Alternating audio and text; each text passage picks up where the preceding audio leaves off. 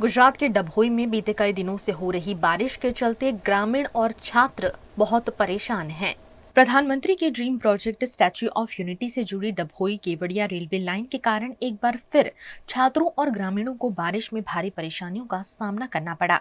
डभोई तालुका के निमाण गामड़ी गांव के पास रेलवे अंडरपास में पानी भर जाने से स्कूली छात्र बीच रास्ते से ही वापस लौटने को मजबूर हो गए। इस जलभराव के कारण आज सुबह चांदोद स्थित स्कूल की ओर जा रहे करीब 40 से 45 छात्र रास्ते में ही फंस गए और उन्हें स्कूल जाने के बजाय वापस लौटना पड़ा।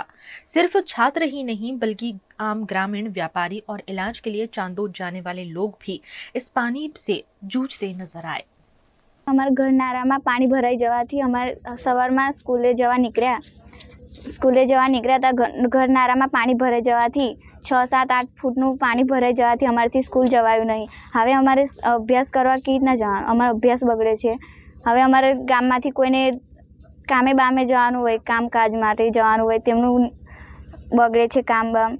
આજે સવારમાં જ્યારે હું મારા જોબ પર આવતો હતો ત્યારે મારી નજર પડી કે ગામના કેટલાક વિદ્યાર્થીઓ જે છે એ ગન્નારાની અંદર 6 થી 7 ફૂટ પાણી ભરાવાના કારણે અટવાઈ ગયેલા છે અને એમના અભ્યાસ બગડે છે। હવે ખરેખરમાં જો આપણા દેશની અંદર એવું કહેતા હોય કે બેટી પઢાઓ બેટી બચાવો, હવે અત્યારે ચોમાસા દરમિયાન રેલવેના જે ગન્નારાઓ છે એની અંદર એક સમસ્યા આવી છે કે અહીં આગળ 6-6, 7-7 ફૂટ પાણી ભરાઈ જવાના કારણે ગામના 40 થી 45 વિદ્યાર્થીઓ જે છે એ પોતાના અભ્યાસ અર્થે ગામડીથી ચાણોદ જઈ શકતા નથી। એ સિવાય ઘણી બધી સમસ્યાઓ એવી છે કે ગામમાં કોઈ બીમાર હોય, કોઈ વ્યક્તિને કામ અર્થે બહાર જવાનું હોય અને આવા બધા કામ અર્થે બહાર જવાનું હોય તો રસ્તામાં ગન્નારાની અંદર 6-7 ફૂટ પાણી હોય તો એ લોકો પોતાના કામ પર પણ નથી જઈ શકતા। અને આ સમસ્યાને જો સત્વરે નિકાલ કરવામાં નહીં આવે તો ઘણી બધી સમસ્યાઓ આગળ જતા થઈ શકે છે। માટે મારી રેલવે તંત્રને અપીલ છે કે આ ગન્નારાની અંદર જલ્દીથી જલ્દી પાણી નીકળે એવી પમ્પિંગ સિસ્ટમ નાખીને आ पानी नो निकाल था। गुजरात के डभोई में ग्राम पंचायत चुनाव की वोटिंग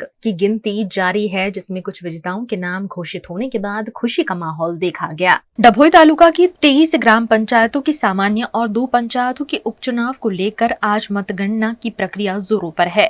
डभोई कॉलेज परिसर में मतगणना का काम प्रशासन की निगरानी में शांतिपूर्ण तरीके से चल रहा है। इस बार मतदान बैलेट पेपर के माध्यम से हुआ था और अब जैसे जैसे मतगणना आगे बढ़ रही है वैसे वैसे परिणाम भी सामने आने लगे हैं, जिसमें विजेताओं के नाम घोषित होने के बाद खुशी का माहौल देखने मिला। ग्राम पंचायतोने चूंटणीना परिणामों आज આવી રહ્યા છે। અત્યાર સુધીમાં ડભોઈ તાલુકામાં જે પરિણામો આવ્યા છે તમામ પરિણામો ભારતીય જનતા પક્ષના ઠેકેદાર સરપંચો અને ગ્રામ પંચાયતના સભ્યો ચૂંટાયા છે। હજુ પરિણામો જાહેર થઈ રહ્યા છે પણ જે ટ્રેન્ડ દેખાય છે એમાં 100% સરપંચો ભારતીય જનતા પક્ષના ડભોઈ તાલુકામાં ચૂંટાશે એવું સ્પષ્ટ દેખાઈ રહ્યું છે। પરિણામો આવતા જો બીજી ગણતરીઓ બાકી છે પણ અત્યાર સુધીમાં જે 28માંથી 15 જેટલા ગામોના સરપંચો ચૂંટાઈ ગયા છે એ તમામ ભારતીય જનતા પક્ષના સરપંચો ચૂંટાયા છે અને ગ્રામ પંચાયતના તમામ સભ્યો પણ ભારતીય જનતા પક્ષના ઠેકેદારો છે। ત્યારે હું તમામને અભિનંદન આપું છું અને શુભેચ્છા પાઠવું છું। जम्मू कश्मीर के शोपियां में जम्मू कश्मीर अपनी पार्टी द्वारा जिला स्तरीय कार्यकर्ता सम्मेलन आयोजित किया गया। जम्मू कश्मीर की अपनी पार्टी ने शोपियां स्थित सर्किट हाउस में जिला स्तरीय कार्यकर्ता सम्मेलन का आयोजन किया। इस सम्मेलन की अध्यक्षता पार्टी अध्यक्ष सैयद मोहम्मद अल्ताफ बुखारी ने की। कार्यक्रम का आयोजन जिला अध्यक्ष एडवोकेट गौहर हुसैन द्वारा किया गया, जिसमें स्थानीय नेताओं और कार्यकर्ताओं ने भाग लिया। मीडिया से बातचीत के दौरान उन्होंने पूर्व मुख्यमंत्री उमर अब्दुल्ला के हालिया बयानों पर भी निशाना साधा। ये कौन सा इंसाफ है कि 70% आबादी को 30% जॉब्स मिलते हैं? हमारा क्लियर स्टैंड है कि रिजर्वेशन इकोनॉमिक क्राइटेरिया पे होनी चाहिए। हम इसके खिलाफ नहीं है कि एसटी और एससी को क्यों रिजर्वेशन। हम कहते हैं एक ही खानदान में एक जॉब मिलनी चाहिए रिजर्वेशन पे। मालिस मीज नीचीस मीज कुछ नीची सिनिस नीचे से क्या खानदान च यमन यमन नौकरी मिलान च एसटी तो एससी मज दे। ने कहा 871वां मुझे दिखाओ। 871वां मेरे पास लाना कि 871वीं सर्टिफिकेट फलां को मिली है। मैं उस दिन इसका जवाब, ये एक प्रोपेगेंडा है उन जमातों का जिन्होंने एक दिन कहा था ना कि 25 लाख लोग वोटर लिस्ट में ऐड किए गए और फिर जब वोटर लिस्ट हमने बांटे एक भी नहीं ऐड हुआ था। 870 लोगों को मिली। ये वो लोग हैं जो अक्सर यहाँ रहे हैं, 15 साल पूरे हो गए, उन्होंने निकाली। या कोई बिजनेसमैन भी हैं, अश्विन कुशीर मस्किन जेमी चितम अग्रवाल से होम चाहिए, 870 मिले हैं, 871 नहीं मिला है। देखिए, स्टेटहुड हमारा बुनियादी हक है। ये कोई एहसान नहीं कर रही है गवर्नमेंट ऑफ इंडिया हम पे। जो हमसे छीना गया है उसका आधा लंगड़ा वापस देना है। क्यों? आधा तो उन्होंने लद्दाख हमसे छीन लिया, उनका कोई हक नहीं था कि उसको अलग ड्यूटी बनाते। तो अगर वो वापस देते हैं तो ये हम पे कोई एहसान नहीं है। ये वजीर आजम हिंद ने ऐवान में वादा किया हुआ था। हम तो चाहते हैं कल शाम को ही मिला होना चाहिए। आज की क्यों बात आप करते हैं? आप पार्लियामेंट सेशन क्यों बात करते हैं? यस में खुश एक मिनट, अल्ताफ बुखारी जो कहता है वो अल्ताफ बुखारी के मैनिफेस्टो में भी था। वो अल्ताफ बुखारी के मैनिफेस्टो में भी था। अल्ताफ बुखारी मैनिफेस्टो इनकी तरह रद्दी के कागज की तरह नहीं बनाता है। अल्ताफ बुखारी जो मैनिफेस्टो बनाता है वो उसके ईमान की अक्कासी करता है, अपने पार्टी के ईमान की अक्कासी करता है। और हमने तब भी वादा बंद थे और अब भी वादा बंद है। सुनिए, जिस वक्त भी हमारी हुकूमत होगी, जो हमारा नज़्मुल ऐन है वो हमारा मैनिफेस्टो है और हम वो पूरा करेंगे। आप ही देखिए, नहीं हो रहा है, डर क्यों रहे हो? सच बोलो, पकड़ रहे हैं। V&M Foundation, transforming lives, empowering communities. Inspired by the late Shri A.D. Vyas's life journey, the V&M Foundation was established in 2018, dedicating and making a positive and enduring impact on lives of individual and community. V&M Foundation is working on issues that can improve the society today and tomorrow: health and education, environmental wellness, inclusion, women empowerment, sports, art and culture. Collaborate with us. Sponsor a project through an annual CSR fund. Support activities and events for community welfare. Elevate your brand through annual association with V&M Foundation. Volunteer your time and skill. Donate now and claim an ATG tax exemption. V&M Foundation is registered under Section 80G of the Income Tax Act. V&M Foundation, transforming lives, empowering communities. For more details, contact 918734872606 or 919879572606. Mulberry Heights 3 BHK and 4 BHK premium flats, connecting you to a new way of life. Vadodara के most promising location new Gotri road पर आलिशान apartment. यहाँ बना है आपके सपनों का घर। Earthquake resistant structure, premium quality materials, interior exterior wall finish और डिजाइनर बाथरूम स्पेशल फैसिलिटी के साथ। Multipurpose hall, AC gym, swimming pool, terrace garden, kids play area, indoor games, allotted parking, CCTV जैसी कई एमिनिटीज। मलबेरी हाइट्स, खुद के घर का खूबसूरत एहसास। Mulberry Height, opposite Darshanam Club Life, New Gotri, Vadodara. Contact 9712932205। Hotel Tarasons, Maharaja Sayajirao की नगरी में आधुनिकता को संजोती एक ऐसी भव्य होटल जो आपको कराती है कभी ना भुला पाने वाला एहसास। ताराज किचन के डाइनिंग में आपको मिलता है अलग अलग क्यूजिन्स का delicious pure veg taste. Tara's Country Cafe में फ्रेंड्स और फैमिली के साथ बिताए पल आपको करते हैं तरोताजा।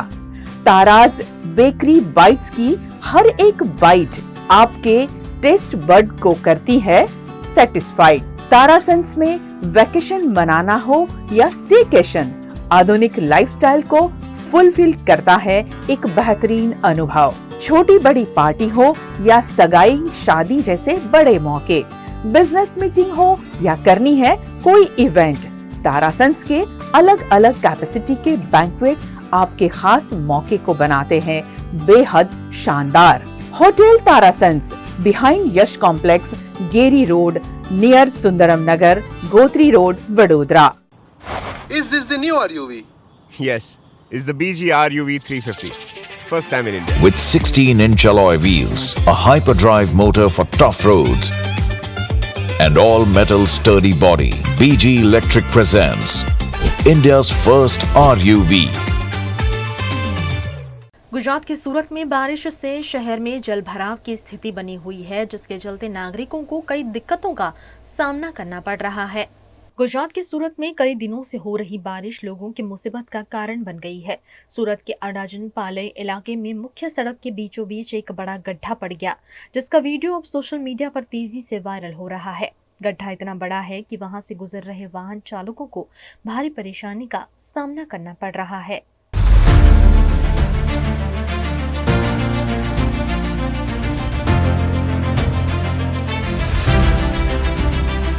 सूरत के लिंबायत इलाके की मीठी खाड़ी से एक चौंकाने वाली तस्वीर सामने आई है, जहां एक बीमार मरीज को समय पर इलाज मिलना मुश्किल हो गया।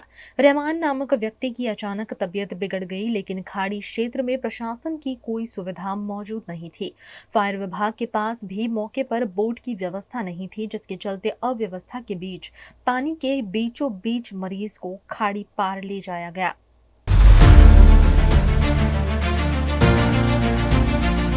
सूरत में हो रही मूसलाधार बारिश के बीच शहर की सुरक्षा व्यवस्था को लेकर पुलिस प्रशासन पूरी तरह मुस्तैद नजर आ रहा है। शहर में नागरिकों की सुरक्षा सुनिश्चित करने के लिए सूरत शहर पुलिस लगातार खड़े पैर ड्यूटी पर तैनात है। बारिश के चलते किसी भी आपात स्थिति या ट्रैफिक अवरोध से निपटने के लिए सीसीटीवी कंट्रोल रूम में एक विशेष टीम सक्रिय कर दी गई है। पुलिस कमिश्नर अनुपम सिंह गहलोत स्वयं पुलिस अधिकारियों के साथ सीसीटीवी कंट्रोल रूम में मौजूद रहकर पूरे शहर की निगरानी कर रहे हैं। છેલ્લા 2 દિવસથી સુરત શહેરમાં ખૂબ જોરોથી બારિશ થઈ, જેના લીધે જો નીચાણવાળા વિસ્તારમાં પાણી ભરાવાની સમસ્યા આવી જોઈએ। ખાડી વિસ્તાર છે લિંબાયત એરિયાના, ત્યાં પાણી અમુક સોસાયટીઓમાં ભરાવી જોઈએ। સલાબતપુરા વિસ્તાર, વરાછા, સારોલી, સરથાણા, આ બધા વિસ્તારો, મૈદરપુરા, ઘણી બધી વિસ્તારોમાં જો નીચાણવાળા વિસ્તાર હતા ત્યાં ખૂબ જ પાણી ભરાવાના લીધે લોકોના જો મુશ્કેલીઓ પડતી હતી। ટ્રાફિક નિયમનથી લઈને લોકો ઘરમાં ફસાઈ ગયા હતા। 4 ફીટ જેટલા તક પાણી ભરાયા હતા। તો તમામ સમગ્ર જો શહેરમાં પોલીસના અધિકારીઓ અને જવાનોને સૂચના આપવામાં આવી હતી કે તમામ લોકો રોડ ઉપર રહેશે અને એવા વિસ્તારમાં લોકોને મદદ કરતા રહેશે જોઈએ। અને મને ખૂબ ગર્વ છે કે અમારા પોલીસના જવાનો અને અધિકારીઓ ખડે પગે રહીને જો લોકોને બચાવના કામગીરીમાં ટ્રેક્ટર મારફતે લઈ આવ્યા, બહાર કાઢી બીજી ગાડીઓ મારફતે જોઈએ એના આપણે ખભામાં બેસાડી લઈ આવ્યા અને આ પ્રકાર લોકોને બહાર કાઢ્યા જોઈએ।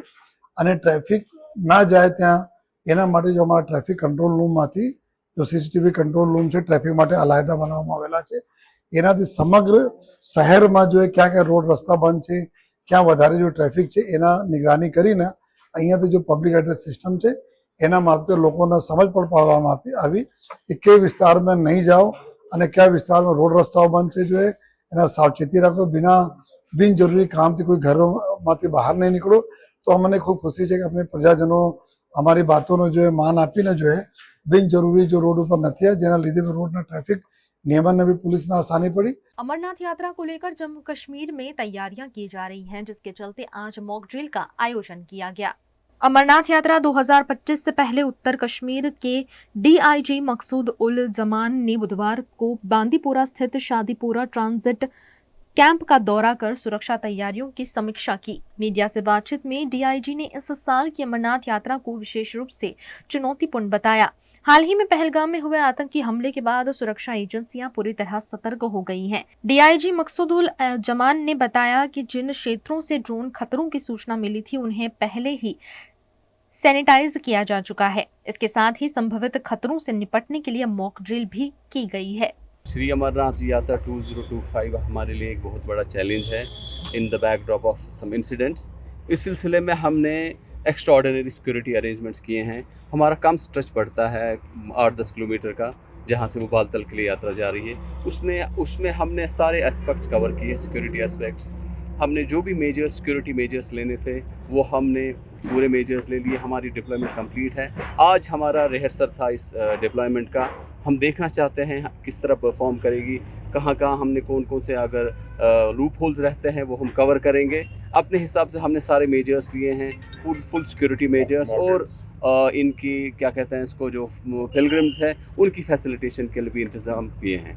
और जो हमारी जो प्रिपरेशन है उसमें हमने मॉक ड्रिल्स किए हैं, जैसे कि ड्रोन का जो भी थ्रेट आया उस सिलसिले में हमने भी इंतज़ाम किए हैं। बाकी जो लेटरल्स हमने कवर किए हैं, ROP, sanitisation of the area, this what we have done.